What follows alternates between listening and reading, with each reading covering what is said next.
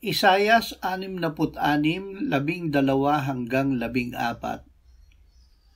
Ganito ang sabi ng Panginoon, "Narito ako'y magbibigay ng kapayapaan sa kanya na parang isang ilog, at ng kaluwalhatian ng mga bansa na parang umaapaw na batis, at inyong sususuhin.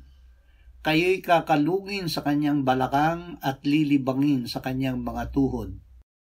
Gaya ng inaaliw ng kanyang ina, gayon ko aaliwin kayo. Kayo'y aaliwin sa Jerusalem. Inyong makikita at magagalak ang inyong puso. Ang inyong mga buto ay giginhawang gaya ng sariwang damo, at malalaman na ang kamay ng Panginoon ay nasa kanyang mga lingkod, at ang kanyang galit ay laban sa kanyang mga kaaway." Ang kamay ng Panginoon. Ang mga mananampalataya ay tinawag ng Diyos na maging mga lingkod. Sinabi ng Panginoong Hesus, "Ang sino man sa inyo na nagnanais maging dakila ay kailangang maging lingkod ninyo.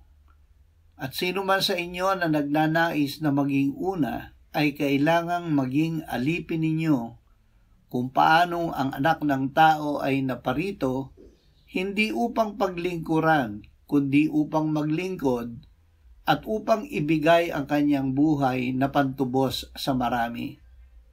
Sa ating paglilingkod, ang kanang kamay ng Diyos, ang Panginoong Hesukristo ay isa sa atin. Gamit ang kanyang di masusukat na kapangyarihan, tayo ay kanyang palalakasin, tutulungan at aalalayan. Ang nakikipaglaban sa atin ay mawawala ng kabuluhan at mapapahamak.